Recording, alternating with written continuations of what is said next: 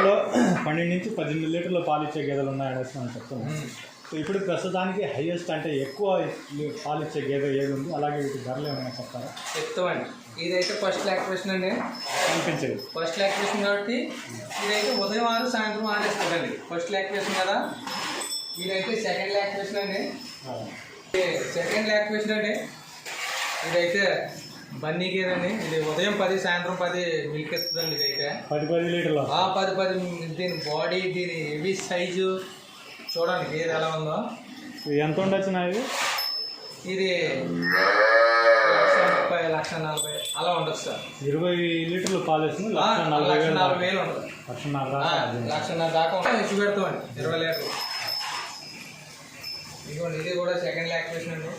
ఇది ఉదయం 8 సాయంత్రం 16 లీటర్లు మిల్క్ ఇస్తుందండి.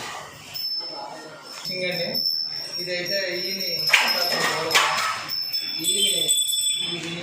ఒక 5 రోజులు అవుతుందండి. 5 రోజులు అయింది. ఇప్పుడు 6:30 అవుతుంది సార్. ఉదయం 6:30 సాయంత్రం 6:30 మిల్క్ ఇస్తుంది. 13 లీటర్లు అవుతుంది సార్.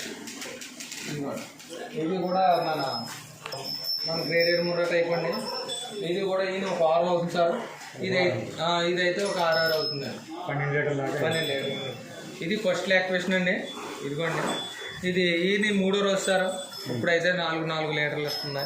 మొదటి అయితే ఒక ఒళ్ళ అరికలతో 10 రోజులు పోతే ఇది కూడా ఒక 6 ఇస్తుంది.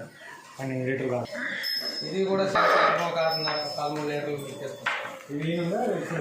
ఇంకా 2-3 రోజులు డెలివరీ వేయాలి.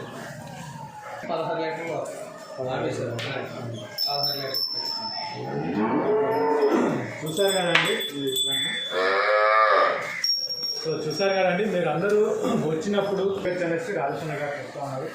అలాగే రాజేష్ అన్న పాత డైరీ ఫామ్ కొద్దిగా బాగుండింది, కొద్దిగా స్థలం ఎక్కువగా ఉండింది తిరగడానికి. ఇక్కడ మరీ తక్కువ అయిపోయింది. అది సరిపోక ఇక్కడ ఏదో చిన్న ప్లేస్ అవుతుంది కట్టాం.